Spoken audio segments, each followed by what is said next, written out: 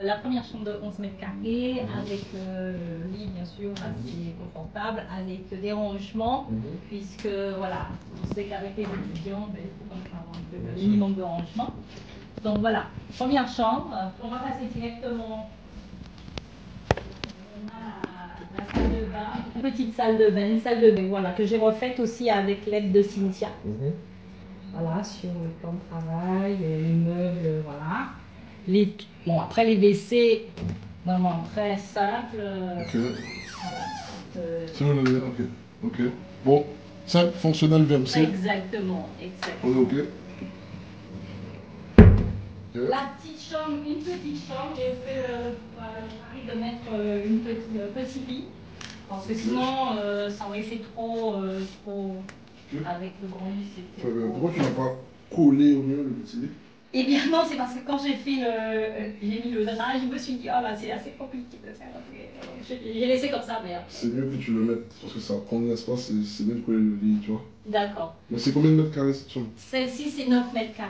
Non, ça va, c'est pas si petit que ça. Non, c'est pas si petit que ça. Ensuite, la deuxième chambre à 11 mètres carrés, donc aussi, voilà.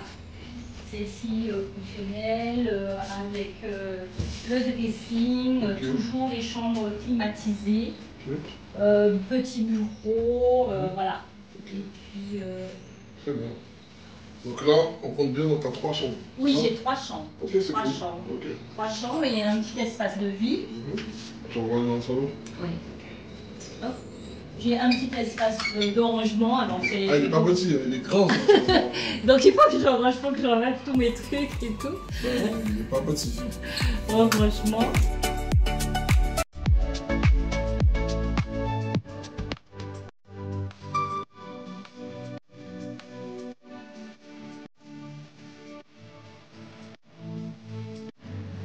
Le salon. On va s'installer rapidement.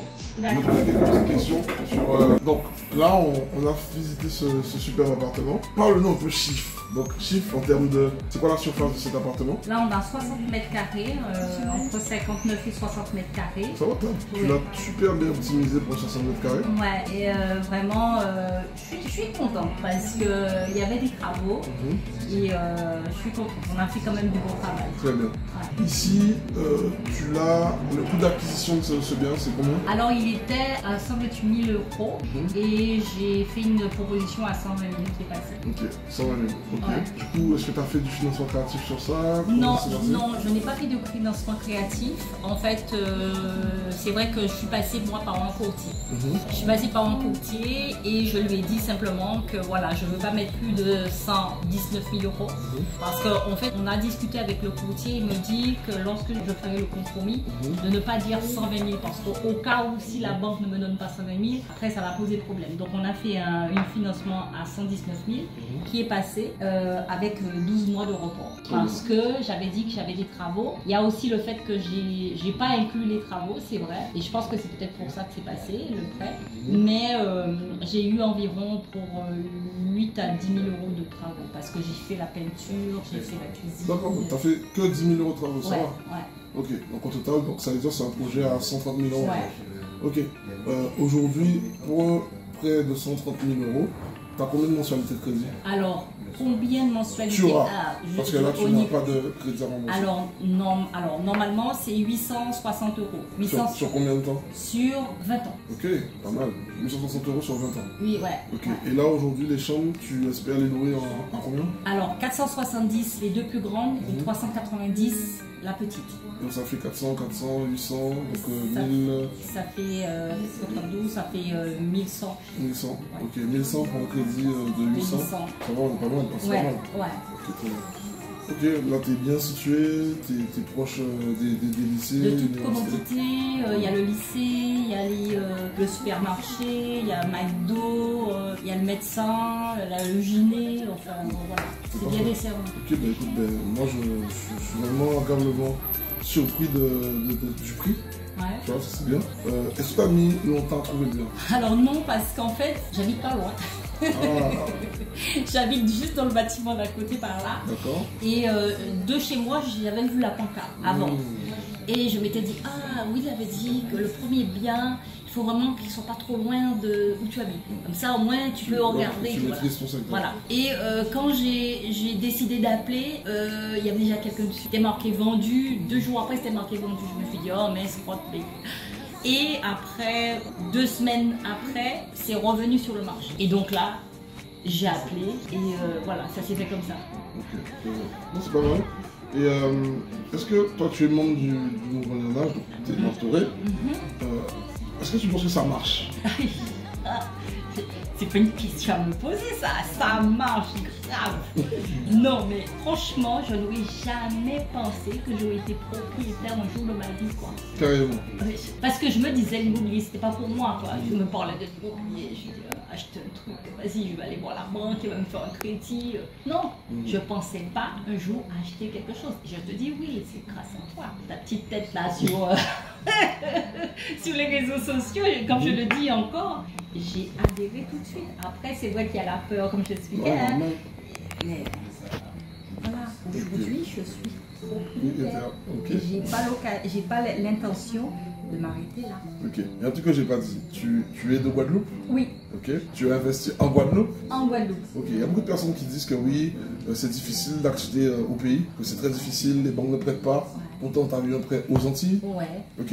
Donc, toutes ces personnes-là qui disent ça, qu'est-ce que tu dis? Qu'est-ce que tu envoies comme message dans ce contexte de vie chère? Est-ce que c'est urgent pour eux de se former, d'avoir des connaissances pour trouver des solutions pour lutter contre la vie chère et pouvoir regagner leur pouvoir d'achat ou pas? Ah si, de toute façon, la formation est primordiale. Si tu ne sais pas, comme tu dis, on dit souvent, l'ignorance coûte. Si tu ne sais pas comment faire, ben voilà. Et c'est ça en fait qui m'est arrivé, c'est-à-dire que je ne savais pas. Et donc c'est pour ça que je disais que là, l'immobilier c'était pas pour moi. Donc là, je me suis formée, j'ai vu les compétences. Attends, dépose Kevin. Donc je disais que oui, il faut se former parce que la formation est primordiale. Si on ne connaît pas, on ne sait pas, bon, on va faire des erreurs. On se dit que c'est pas pour nous, voilà. Mais la formation est primordiale. Là, tu te rends compte des choses qu'on peut faire et voilà, il n'y a pas photo. Okay. Et je dis aux jeunes Guadeloupéens qu'il faut se former et acheter aux Antilles, parce qu'on parle souvent des divisions, on parle de biens qui restent voilà, en l'état. Voilà. Aujourd'hui, quel message tu peux donner aux personnes qui vont voir cette vidéo? Parce qu'on rappelle que tu m'as connu via Internet. Donc, pour tous ceux qui disent que je suis un arnaqueur, c'est ok, tu vois. Mais tu m'as connu via Internet, via une immersion du dimanche. C'était censé ce que je disais. Tu as voulu aller plus loin. Ouais. Et ensuite, ben, nous voilà en physique. Qu'est-ce que tu peux dire de notre façon, de notre méthode? Est-ce que c'est quelque chose, c'est du faux? Est-ce que c'est hybride? Est-ce que tu peux expliquer? Voilà, c'est du présentiel, en même temps, c'est du physique. Est-ce que tu peux, pour leur dire un message pour qu'ils se disent que quand ils vont voir ma tête là, sur la pub, ben, qu'ils puissent y aller ou qu'ils y aillent pas? Tu vois, concrètement parlons, mettons les 2 pieds dans le plat. Franchement, lorsque vous voyez la tête de Will, ce qu'il dit, c'est quelque chose de ouf. Quand je t'ai vu, je n'ai pas hésité parce que je me suis dit, ça me parle. La formation, effectivement, c'est sur une plateforme, mais c'est des vidéos que tu mets et que tu mets à chaque fois. Donc, c'est pas simplement que les vidéos au niveau de la formation, voilà. C'est à chaque fois, il y a d'autres vidéos. Et en plus de ça, on a des coachings. On a les coachings du mercredi, les coachings du vendredi, avec Kevin, pas Kevin, Cédric, avec Thomas. Donc, en plus de ça, on a des rencontres avec les mentorés en physique. Donc, on partage des choses. Il y a des visites de groupe. Des visites de groupe, on partage de l'expérience, on partage nos peurs aussi. On partage, on est là entre nous et on se dit, bon, voilà, on se donne du courage pour aller, pour visiter. Voilà. Okay. Et c'est ça, en fait, qui fait toute la différence. Sur toutes les autres trucs du marché. Voilà.